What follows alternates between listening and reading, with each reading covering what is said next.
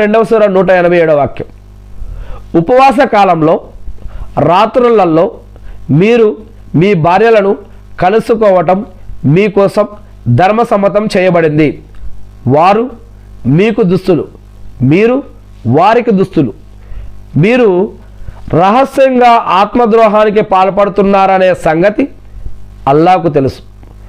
అయినప్పటికీ ఆయన క్షమాగుణంతో మీ వైపుకు మరలి మీ తప్పును మన్నించాడు. ఇక నుంచి మీరు మీ భార్యలతో ఉపవాస రాత్రులలో రమించడానికి, అల్లాహ్ మీకోసం రాసిపెట్టిన దాన్ని అన్వేషించడానికి మీకు అనుమతి ఉంది. తొలి జాములోని తెలుపు నడిరేయి నల్లని చారలో నుండి ప్రస్ఫుటం అయ్యే వరకు తినండి, త్రాగండి.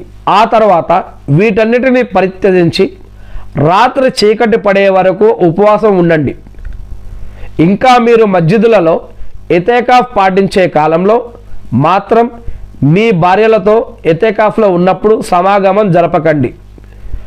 ఇవి అల్లాహ్ నిర్ధారించిన హద్దులు, చట్టం, న్యాయం, ధర్మం, జీవన పద్ధతులు, ఆరాధన పద్ధతులు. హద్దులు అంటే మీరు వాటి దరిదాపులకు కూడా పోకండి. చెడులకి, పాపాలకి, ఇటువంటి ఆజ్ఞ ఉల్లంఘనకి, ఇటువంటి దరిదాపులకు కూడా పోకండి. ప్రజలు అప్రమత్తంగా ఉండగలందుకు గాను అల్లాహ్ తన యొక్క వాక్యాలను లేదా ఆయుతులను లేదా సూచనలను ఇలా విడమరిచి మరీ చెబుతూ ఉన్నాడు. ఇక 31వ అధ్యాయం 20వ వాక్యం. అల్లాహ్ భూమి ఆకాశాల్లో ఉన్న వస్తువులన్నిటినీ మీ యొక్క పనిలో తగిలించి తన అగోచర వరాలను పుష్కలంగా మీకు ప్రసాదించిన విషయాన్ని మీరు చూడలేదా? కొంతమంది జ్ఞానం లేకుండానే, మార్గభ్రష్టత్వం లేకుండా, ప్రకాశవంతమైన గ్రంథం లేకుండానే అల్లాహ్ గురించి కొంతమంది వాదులాడుతున్నారు. ఆర్గ్యుమెంట్లు, డిబేట్లు చేస్తూ ఉన్నారు. కొంతమంది వారికి జ్ఞానం లేకుండా, మార్గదర్శకత్వం లేకుండా, ప్రకాశవంతమైన గ్రంథం లేకుండానే అల్లాహ్ గురించి వాదులాడుతూ ఉన్నారు. ఖురాన్లోని 31వ అధ్యాయం 20వ వాక్యం.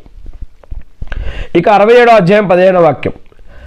దరిత్రిని మీకు లోబడి ఉండేలా చేసినవాడు ఆయనే.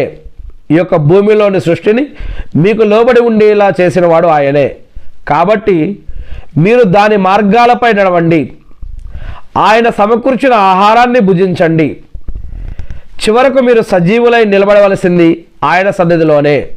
అంటే మరణించిన తర్వాత మళ్ళా ఒకరోజు తిరిగి లేపబడతారు.